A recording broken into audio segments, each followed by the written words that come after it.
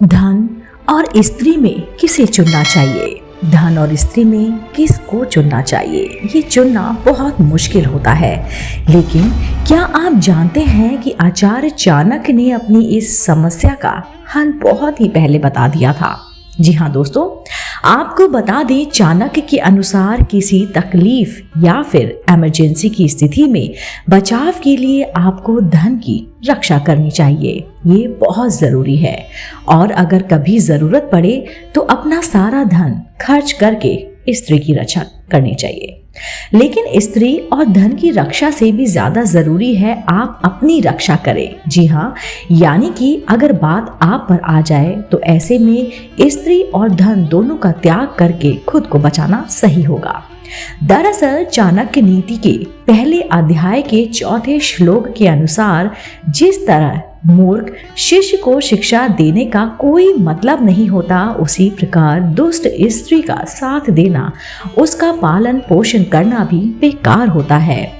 इतना ही नहीं, अगर आपका धन नष्ट हो गया या फिर आप किसी दुखी इंसान के साथ मेल जोल बढ़ा रहे हैं, तो आप कितने ही बुद्धिमान क्यों ना हो, कितने ही तेज दिमाग के क्यों ना हो, इस स्थिति और परिस्थितियों में आपको भयंकर तकलीफ उठानी पड़ सकती है। चाणक्य की माने तो इन स्थितियों में आने के बाद आपको लोग मूर्ख ही कहेंगे। आचार्य चाणक्य के अनुसार जिस घर की महिलाएं चरित्रहीन होती हैं, उस घर के मुखिया की हालत एक मरे हुए इंसान के समान होती है। चाणक्य ने ऐसा इसलिए कहा है क्योंकि ऐसे घर का मुखिया कुछ कर नहीं पाता और अंदर ही अंदर कूड़ा करता है। ठीक इसी तरह अगर आप किसी को अपना खास दोस्त मानते हैं, लेकिन उस इंसान का स्वभाव अच्छा नहीं है या वो दुष्ट स्वभाव का है, तो उस पर भूलकर भी विश्वास करने की गलती ना करें, क्योंकि ऐसा दोस्त कभी भी किसी को भी धोखा दे सकता है। ऐसे में ये तो वही बात हो जाएगी कि आप किसी सांप के साथ रह रहे हैं और ना जाने कब वो आपको डसकर आपको अपना शिकार बना ले।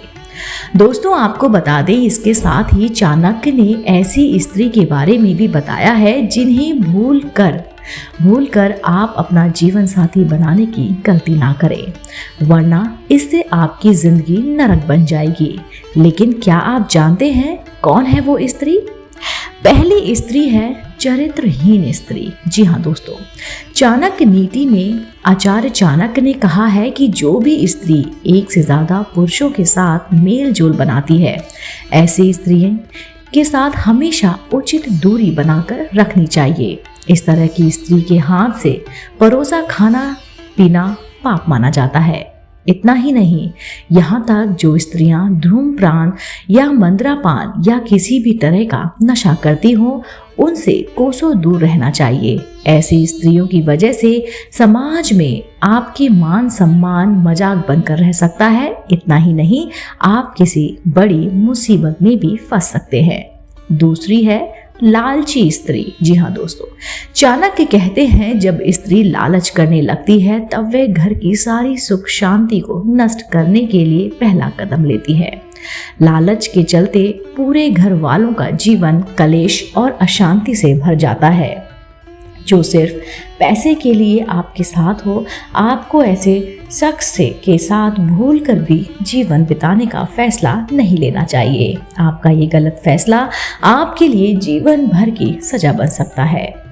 तीसरी है अपनी सुंदरता को ही सब कुछ मानने वाली स्त्री। जी हाँ दोस्तों, आचार्य चाणक्य ने कहा है स्त्री की सुंदरता ही उसके लिए सब कुछ नहीं होनी चाहिए। अगर कोई पुरुष अपने जीवन में केवल स्त्री की खूबसूरती देखकर उसके साथ जीवन बिताने या फिर शादी करने का फैसला लेता है, तो उससे बड़ा मूर्ख दुनिया में कोई नहीं हो सकता।